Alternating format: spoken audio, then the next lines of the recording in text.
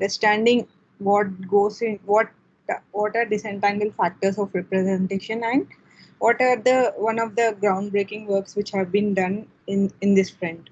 So essentially, disentanglement has been introduced as a way of as a byproduct of generative modeling. So like uh, instead of like using just deterministic models, like we want generative models are useful in many other scenarios, like to get extra data and everything. So two of the major domains for generative modeling are GANs and variational autoencoders.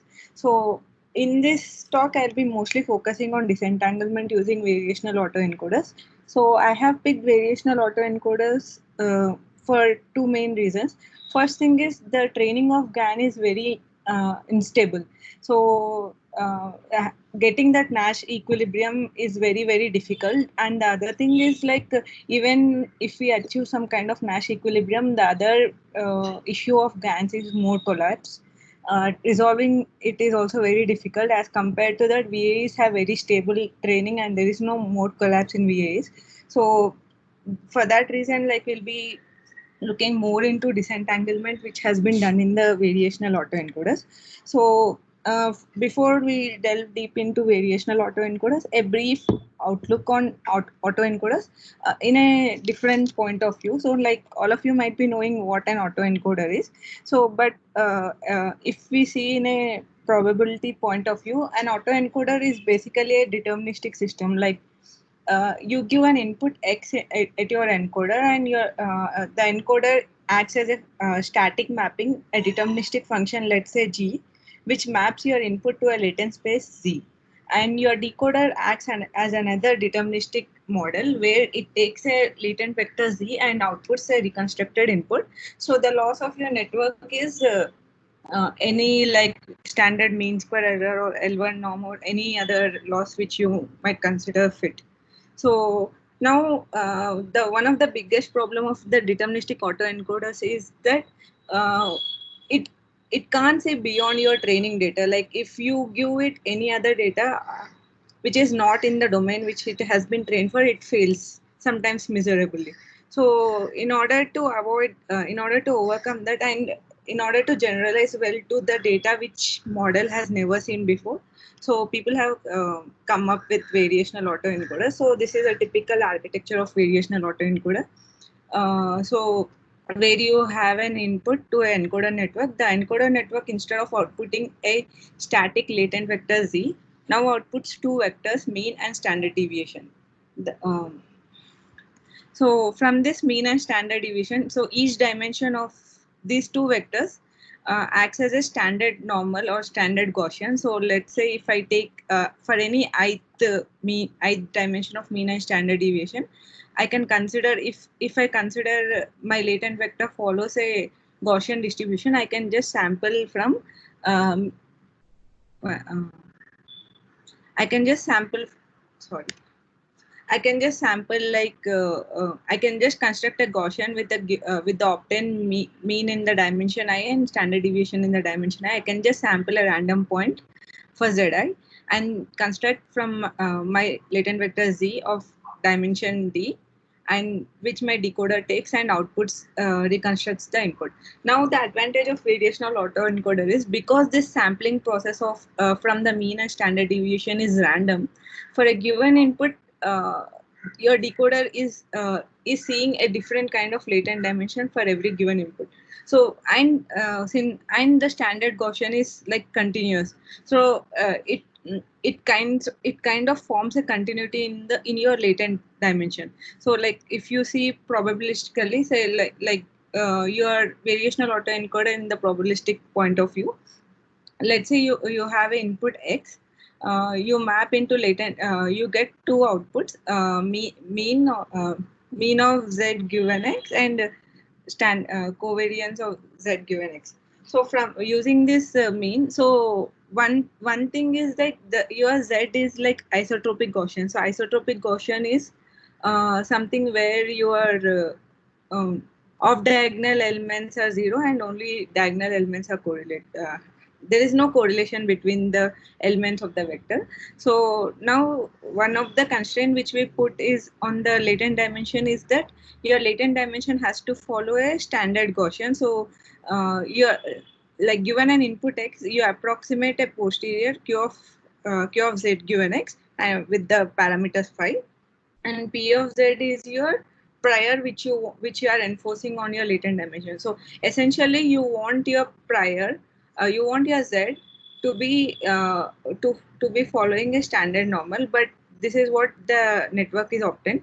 So in order to like the standard way where we find the difference between, so these two distributions, there is a there is some difference. In order to get this distribution closer to this distribution, there are many methods to do it, like we can minimize the KL divergence or Jason-Xenon divergence or earth movers distance. So many ways are implemented, but the most common way to do is KL divergence. Now your decoder here, unlike the normal autoencoder, classical autoencoder, your variational autoencoder has a probabilistic decoder where it takes a given latent vector z and maps it to x. So conditionally. So this is how.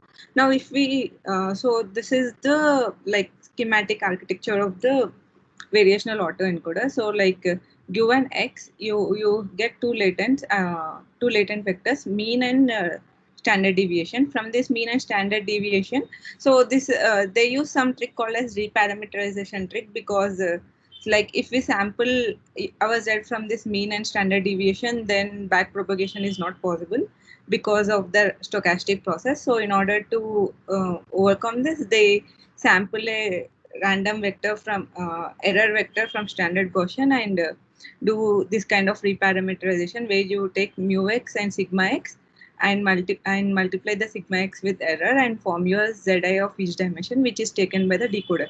So the loss of variational autoencoder now becomes the reconstruction loss between the input x and the output x cap. And like if we consider a Gaussian process, maybe we can even consider the mean square error and the KL divergence loss between the approximated posterior and the prior PZ, which is standard normal. So like again, like the prior is also like there are many ways to choose a better prior.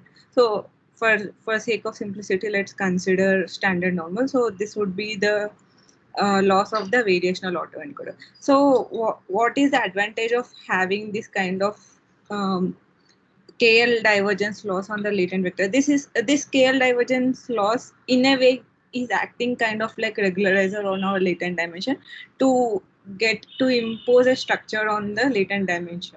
So let's say if we use only mean square error loss. So this is on the MNIST data set. So if we get all the latent vectors of Z with only the mean square error loss, that is standard autoencoder, and just use TSNE and plot it. So this is the kind of graph which we get. So if we see between 1 and 7, there is a lot of space where there is no sample which is found which decoder has seen. So if I randomly choose any vector in this space and give it to decoder just outputs some random noise. So let's say KL divergence loss. What KL divergence loss does is engrave all your latent vectors in with mean 0 and standard deviation 1. That's the reason all your samples are with mean 0 and standard deviation 1. So within this, all your vectors are there. Now a combination of these two, because of reconstruction loss, everyone has a mean 0, but the reconstruction loss is forming this kind of clusters for each unique element. So now if I sample from if I randomly sample any random vector with mean 0 and standard deviation 1 and give it to decoder will always output a vector. So let's say this kind of 2 is not present in our original, but since we are using this kind of standard deviation loss, KL divergence loss, along with reconstruction loss and forming this kind of continuity in the latent space, variational autoencoders are able to generate samples which are not present in the training data. So any questions until now?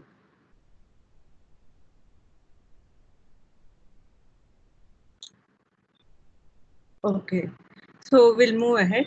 So one of the thing is by by enforcing the KL divergence, one of the byproduct of that is that each of your latent dimension is actually encoding a unique attribute of the data. Let's say if I'm training human faces or celebrity faces, and I have a latent dimension. So since each dimension is independent of each other, because that's how we have enforced the prior. So the prior is isotropic Gaussians where the dimensions are decorrelated with each other. So one dimension might be encoding the color of the face, the other dimension is the altitude, the other one is the brightness or the contrast of the image, something like that. So each of these independent dimensions are actually encoding some distinct factor of your data. So but this is not yet, but this has not yet been completely captured with just the KL divergence loss. Like each independent factors of variation have not been completely disentangled. So essentially, when we say disentangle factors of variation is, let's say I have my Z dimension of let's say dimensionality 10. And if I just vary like dimension 1 from, let's say, -2 to 2, only one attribute of the face needs to be changed, keeping the other attributes like relatively constant. Let's say here, when we go from left to right, only the person's face looks relatively same, but the only thing which changes is he kind of has goggles on his face right now. And here, if you see, a man is transformed into women. So like by traversing to the latent dimension and adding a value to a particular latent dimension, only one factor in the data is changed. That's when you call your representation of the latent dimension disentangle. So one of the first work to do this is beta-VAE. So beta-VAE is like completely unsupervised way of generating latent factors. So another thing is, we'll be only discussing about unsupervised methods, because I feel unsupervised is the way to go. As a humans, we can do many things in unsupervised way. So we should be looking any things which machine does. How can we do, like, what's the best unsupervised way to do it? So the only thing which beta-VAE does on top of VAE is it multiplies the KL loss, like the KL divergence loss, with the factor beta. That is, it's putting more weightage on the KL divergence. So one of the reason why this will work is, like, your KL divergence is essentially making your latent dimension approximation closer to prior, and our prior is the isotropic Gaussian. Since prior, each of the dimension in the prior are independent of each other, we are forcing our estimated posterior to be closer to the prior. So that's so by multiplying this, we are forcing the model to make UZ very close to PZ. So, but one of the disadvantages, because of doing this, the quality of the resulting reconstructions is a little bit blurry. So based on this, there are many other techniques which have been proposed. So most of the techniques actually talk about, again, in the VAE domain, most of the techniques which have improvised on beta-VAE have improvised disentanglement by adding some other constraints on these latent dimension terms, like decomposing the latent dimension into understanding what exactly is causing the disentanglement in that. So some of the very famous ones are Factor-VAE, beta-TCVAE, and info-VAE. So all of these things do one thing in common is, so this is the KL divergence of your latent dimension. So they propose that the KL divergence of the latent dimension is composed of two factors, like if we decompose it. So one is the mutual information between X and Z, and the other one is the dimension-wise KL of QZ and PZ. So if you're familiar with the information theory, mutual information is what is actually used in ICA also to get independent components of the underlying data. So they have used the same technique here. So, but how they approach in decomposing this is the only varying factor of each method. So, like first, like coming to Factor-VAE, what Factor-VAE tells is like by penalizing the KL divergence, beta-VAE is actually encouraging the disentanglement. Like it's actually encouraging QZ to be independent of PZ, but it is also kind of penalizing the mutual information term between X, because the KL divergence between these two terms is a summation of mutual information and dimension-wise scale. So what they propose is like instead of penalizing KL divergence completely, they propose something called as total correlation. Again, total correlation was also used in ICA. So total correlation of a vector is like, given a vector, if we have to know the each of the dimensions of the vectors are independent of each other, that means the product of all this dimension should be same as the like probability of product of individual dimensions should be same as the probability of the whole vector. So that's when we say that the vectors are independent, like like in the probability terms. So they say that if the so this is what it is representing, KL divergence of QZ, that is the whole vector, into uh, Q hat of Z is like that product of each individual dimensions of Z. So this will give that how much correlated the dimensions are there. So they are penalizing that term. So this is a loss function of Factor-VAE, and in order to get this kind of total correlation, they use a discriminative loss, which actually measures the density between like independent vector and correlated vector, and gives the output if the vector is correlated or uncorrelated, or what is the amount of correlation.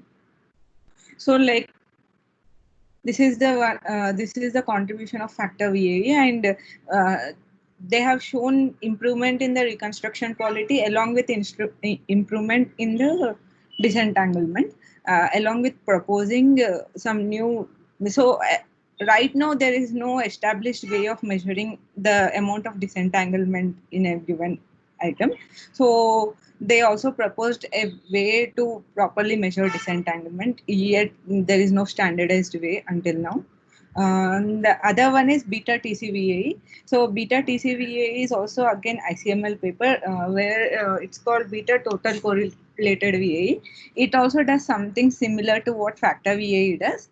So given this KL divergence between the latent and prior, it decomposes the KL divergence into three terms. The mutual information between mutual information between your data and the latent dimension, and total correlation term, which is the probability of the vector into product of probability of independent dimensions with respect to, and then dimension wise KL. Dimension wise KL is like your normal KL diversion between the approximated posterior and the prior. But the difference between beta TC, both Factor-VAE and beta TCVAE have been proposed around same time, but the way they estimate total correlation is different. While in Factor-VAE they use a discriminator to get the density ratio estimation. In beta TCVAE, they use a probabilistic method to calculate the total correlation. That's the only difference. So this is the loss term of beta TCVAE. So beta TCVAE the loss is equals to like loss of VAE, which is reconstruction loss plus KL divergence loss, plus a factor lambda 1 into mutual information and lambda 2 into total correlation of QZ, and lambda 2 dash into dimension wise KL.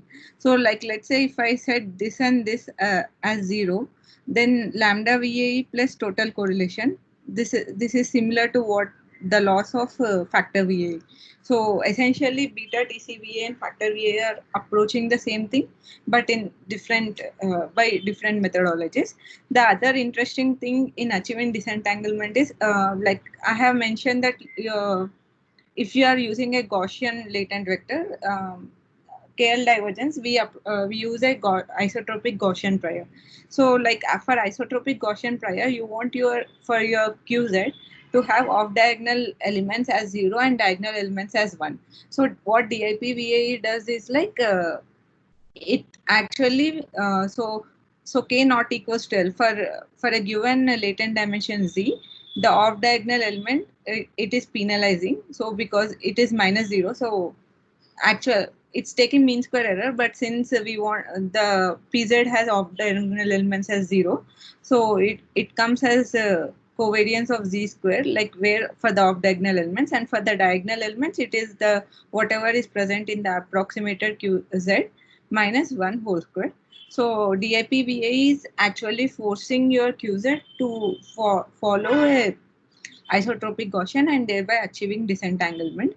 So like these are some of the like interesting disentanglement papers done so far. So I will like show you, like I have run Factor-VAE. So like before that, like any questions? Yeah, okay. I actually have a bit of a question. So in BEs, we use Gaussians because they are at the priors, right? We enforce a Gaussian prior because generally Gaussians are really easy to reparameterize. Yes. So the question then becomes, is there work that looks beyond Gaussians? I mean, for example, is there, so instead of enforcing a prior, it'll take longer to train, but is there some kind of distributional robustness kind of? Yeah. In fact, there are a lot of work. So many people also use like Bernoulli distribution, and there has been a recent, like not recent, maybe 2 years ago, this kind of autoencoders have been introduced called Wasserstein autoencoders. Yes. So you might be knowing that. So even they use different priors as a standard work. So like people have done, but I think people just use standard Gaussian for ease of usage, as you said. And I guess the KL divergence becomes closed form or something, right? Something like that. Yes. With the Gaussians, like is that why? I think that may be why. Yeah. But anyway, I was just wondering if there was. I mean, I can see why they would use Wasserstein distances, but I wasn't sure how they would be used in this BAE setting. It's been used in GANs, but I'm not as familiar with this setting. Okay, but thanks. I just wanted to know if this was something that people were working on. Yeah, in fact, like by enforcing the standard Gaussian, we are actually degrading the quality of the reconstructions, because like exactly. Yes, and but in order to get the continuity in latent space, we have to like get a good prior. So so like if we can find a good prior which actually gets the distribution of the data and forms that continuity in the latent space. So there has been this recent work called as from variational to deterministic autoencoders, where they kind of regularize the latent space to that kind of continuity in the latent space without using the prior. So it's a very recent paper, 2020 paper. So maybe Okay, so I was just wondering. So this is not an insurmountable. This is not an impossible task, right? It's not impossible to do it without Gaussians. I mean, you can. It's just you just have to be smarter about it. Yes, we can do. Yes. So, like actually, I have done some experiments because Gaussian was giving very bad reconstructions, like blurry reconstructions. But when we don't use Gaussian, your latent space is not continuous. So, like traversal in the latent space is not possible. I see. Okay. So I think I'll also add one small thing to that. So there was this in this year ICML. So there was this paper where they use a Bernoulli prior. And I think one beautiful thing that they showed is that, so typically if you use in your latent dimension a continuous prior, so you just maybe vary the dimensions and maybe see some interpolations.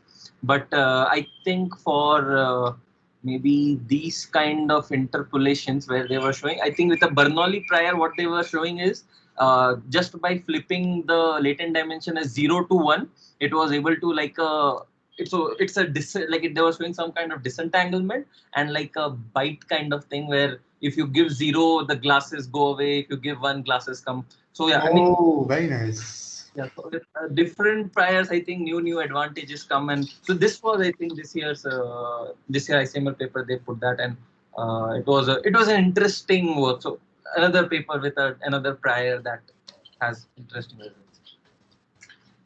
Very cool. Okay, I think that more than answers my question. So yeah. So I'll just show you. So this is a 3D chess dataset which I've trained with Factor-VAE, but using an adversarial loss on the data domain, like on the reconstruction. So like if we see along the dimension, because this is a GIF, so like along the dimension, like if you see for this dimension, I don't know if is the image visible? Like, yeah. okay. Okay. Uh, so in the first dimension, if you see, the legs are gradually converted to kind of like wheels.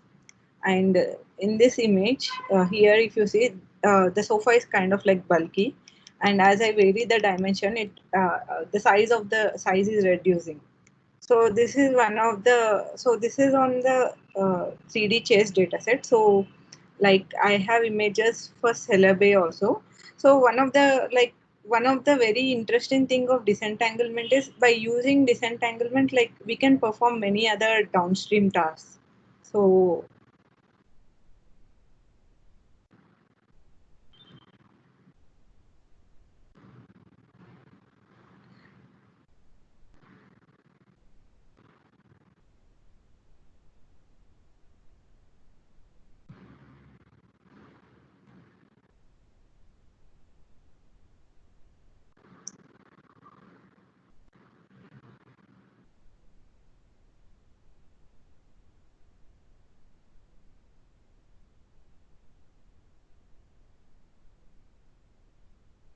the server is very slow.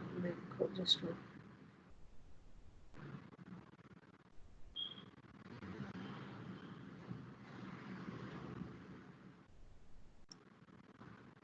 So like this is again the 3D chess dataset where like given a different chair image. So but see, no matter whatever chair image I give, each latent dimension, even for the first chair image and the second chair image, the ninth latent dimension always captures the size information. Similarly, like the third one captures the color, or the like fourth dimension captures the rotation angle of the chairs, like that. So this can be used in many downstream tasks. Like there are many people who do many works which do image to image translation, like kind of anime to real life or real life to anime, by exchanging the factors of variation.